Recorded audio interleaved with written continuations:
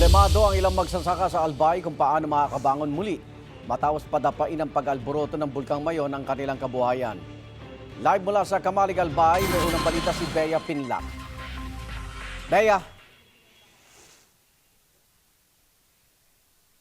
Igan, bago itong biglang buhos ng ulan, nagmistulang disyerto itong taniman sa Barangay Swa, Kamalig, Albay matapos nga mabagsakan ng napakakapal na abo dahil sa pag-aalboroto ng Mayon Volcano. Ipapakita ko sa inyo yung ilang pananim rito. Itong talong, balot na balot po ng abo yung mga dahon at may bunga na sana siya, pero ayon sa kapitan ng barangay, hindi na mapapakinabangan kasi palanta na yung halaman. Meron din ditong sili at okra at dito sa likod may mga hanay ng mais. Lahat po yan, palanta na po yung pananim, kaya ayon nga sa kapitan ng barangay, mahigit kumulang 200 farmers ang affected. Dito pa lang yan sa Barangay Swa. Amo diyang grabe.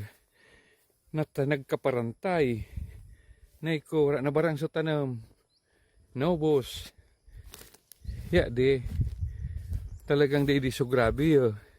Sa paanan ng Bulkang Mayon, dugot pawis ang puhunan ng maraming magsasaka ng Barangay Anuling, Kamalig.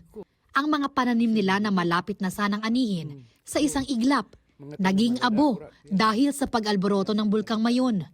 Nangamatay rin ang ilan nilang alagang hayop. Napaiyak na lang ako kasi wala kami ibang inaasahan. Nasunog lahat. Kaya wala na. Kasi siguro ang mahirap sa amin yung diyan lang kami umaasa. Tapos siyempre may mga nag-aaral kaming anak na mahirap siguro sa isang tulad namin na diyan lang kumukuha ng kabuhayan.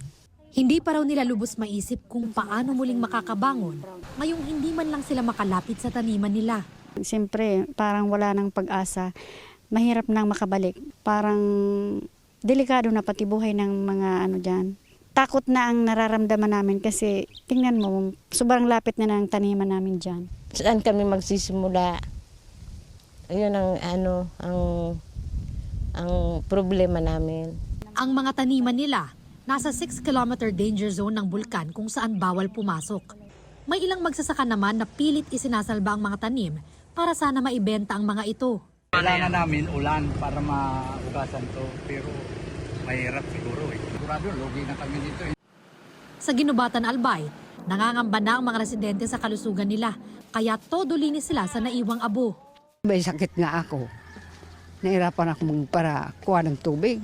Lagi naman ganito, siyempre, nakasanayan na namin. Pero ngayon, nahirap na ako kasi matanda na ako. Nahirapan na ako. Hindi gaya noon, malakas pa ako. Siyempre, takot naman kami. Mga bata, magsakit naman.